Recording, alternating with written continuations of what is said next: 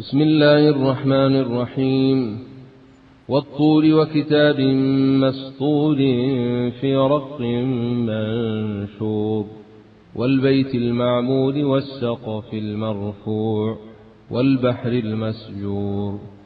إن عذاب ربك لواقع ما له من دافع يوم تمور السماء مورا وتسير الجبال سيرا فويل يومئذ للمكذبين الذين هم في خوض يلعبون يوم يدعون إلى نار جهنم دعا هذه النار التي كنتم بها تكذبون أفسحر هذا أم أنتم لا تبصرون اصلوها فاصبروا أو لا تصبروا سواء عليكم إنما تجزون ما كنتم تعملون إن المتقين في جنات ونعيم فاكهين بما آتاهم ربهم ووقاهم ربهم عذاب الجحيم كلوا واشربوا هنيئا بما كنتم تعملون متكئين على سرر مصفوفة وزوجناهم بحور عين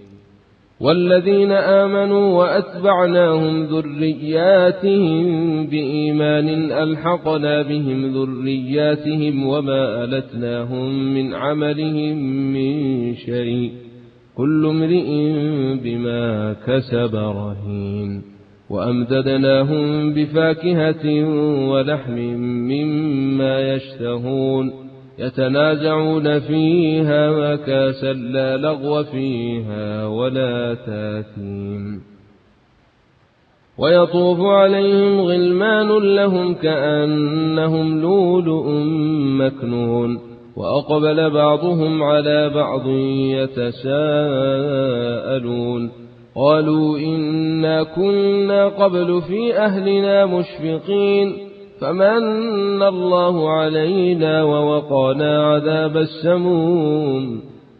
إنا كنا من قبل ندعوه إنه هو البر الرحيم فذكر فما أنت بنعمة ربك بكاهن ولا مجنون أم يقولون شاعر نتربص به ريب المنون قل تربصوا فإني معكم من المتربصين أم تامرهم أحلامهم بهذا أم هم قوم طاغون أم يقولون تقوله بل لا يؤمنون فلياتوا بحديث مثله إن كانوا صادقين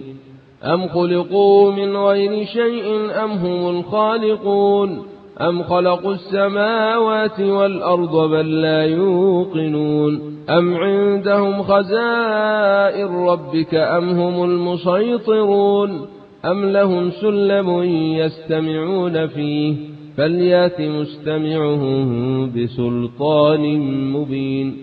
أم له البنات ولكم البنون أم تسألهم أجرا فهم من مغرم مثقلون أم عندهم الغيب فهم يكتبون أم يريدون كيدا فالذين كفروا هم المكيدون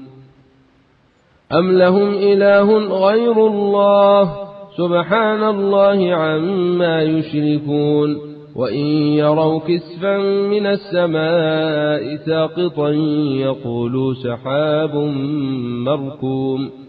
فذرهم حتى يلاقوا يومهم الذي فيه يصعقون يوم لا يغني عنهم كيدهم شيئا